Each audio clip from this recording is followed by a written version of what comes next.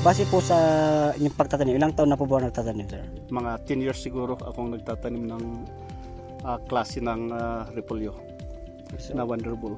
Sa tagal po ng 10 years, sir, bakit po Wonderball yung patuloy po yung tinatanim? Yung kasi sir yung parang bagay dito sa klima sa amin kasi malamig dito sa amin. Ano po yung mga ibang nagustuhan? Kagandahan ng Wonderball pag kasi na-stock hindi madaling magbitak, saka pag na-stock lumalaki yung ulo ng repolyo saka bumibigat dagdag sa kilo. So sa 10 years po yung pagtatanim ng Wonderball, may recommend niyo po ba sa ibang mga kasamang farmers? Pwede din silang magtanim ng Wonderball kasi kung suited sa kanilang barangay na maganda din, pwede din silang magtanim ng Wonderball. Ilang taon na po ba kayo nagtatanim? Almost 10 years. So base po sa pagtatanim nyo ng Wonderball, sir, ano yung mga nakita nyo kagandahan? Bakit po patuloy ka nagtatanim? Matibay at saka yung pag dinala mo sa trading post, mas matibay yung dahon. Saka sa kalabrot, may tibay din. Base po sa inyong pagtatanim, sir, may recommend nyo po ba ang Wonderball sa ibang mga farmers na kasama natin? Yun, may rekomendaan. Alam din nila. Kaya Wonderball talaga ang the best. So ilang taon na po nagtatanim ng Wonderball? 5 taon na. Okay, so base po sa 5 taon na inyong pagtatanim, ano po yung mga kagandahan na nakita-obserbahan nyo sa Wonderball? Matigas at saka hindi madaling matuyo. Ano pa? At saka hindi masyado ang uod. Sa clubroot, ma'am. Walang crab root. Okay, so base po sa inyong na-obserba at kagandahan na inyong nasabi sa Wonderball, may recommenda nyo po ba sa ibang mga farmers o sa kasamahang farmers? May rekomenda ko Bakit, ma'am? kasi maganda at hindi masyadong matuyo. Matigas ang ulo, maraming apit. Okay, sabi Kasi nanay, yung- maraming ani. Ani kasi sa yung mga ibang repolyo. Okay, so base sir sa 2 years na pagtatanim nyo ng Wonderball, ano po yung mga kagandahang na nakita nyo kung bakit po patuloy na nagtatanim kayo ng Wonderball? Madagsan, no, kasi maikarga, mabigat, ano, kasi magay krabrot na imet ay maimula. So yung sinabi ni sir, so ang kagandahan daw sa Wonderball, hindi basta-basta natamaan po ng clubroot, tsaka mas maani compare po sa mga natanim niya dati. Na RB. Mas mabigat pa po yung Wonderball. Okay. Yung sir, yung sa Wonderball, may recommenda nyo po ba sa ibang kasamahan natin na hindi pa nakasubok ng Wonderball? Din kahit ay farmers. Wala kayo si Milian di Wonderball. Ano ayaw buhay man mula si Wonderball.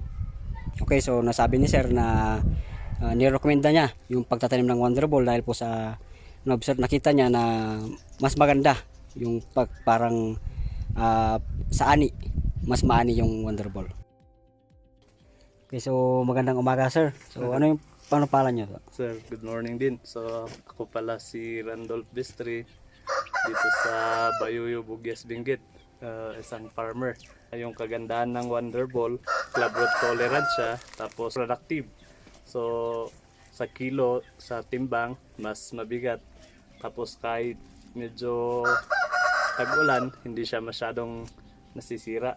So, kapag binibenta sa trading post o sa market, may nabibenta pa rin. So, ilang taon na po nagtatanim na sir ng Wonderball? Nasa 5 to 10 years siya. Itong ating Wonderball, sir, maire-recommend mo ba sa ibang mga farmer? So sir, nare-recommend yung Wonderball sa mga kasamang farmer.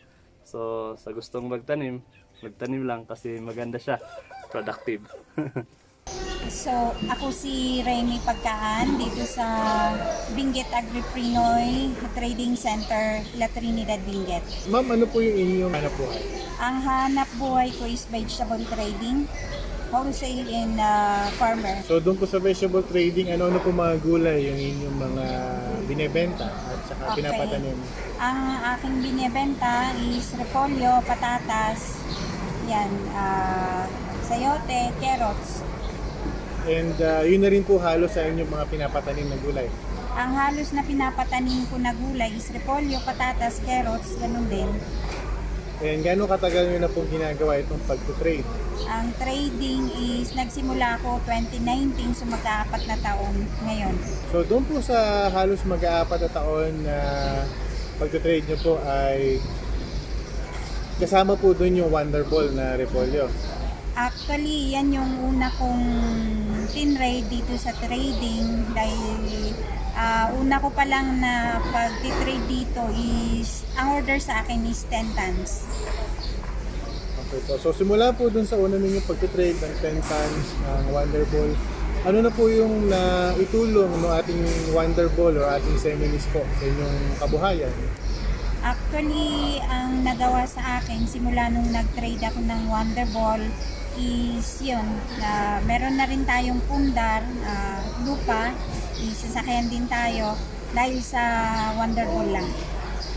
Okay, although meron mang kasamang ibang produkto, pero usually kasi ang volume na pinapadala ko or tinitrade natin is Wonder Ball. So kumbaga po talagang kahit po paano malaki-laki na rin po na itulong ng ating seminis po. Yes, sir. So kung ito po habang tumatagal at yun yung pag-negosyo, tuloy-tuloy pa rin po ba yung pagbebenta ng Wonder Ball? Oo, sir. Kasi nung dati, isang place lang pinapadalan ko. So, from 4 years, dahil doon sa quality ng Wonder Ball, sa kagandahan niya, is umabot tayo Luzon, Visayas, Mindanao. So marami na rin po tumatangkilik dun sa Repolyong Wonder Ball. Yes, sir. Marami. Kasi yan yung talagang para sa amin na nagpapatawid dagat, yan yung kailangan natin. Yung quality, tsaka yung tibay.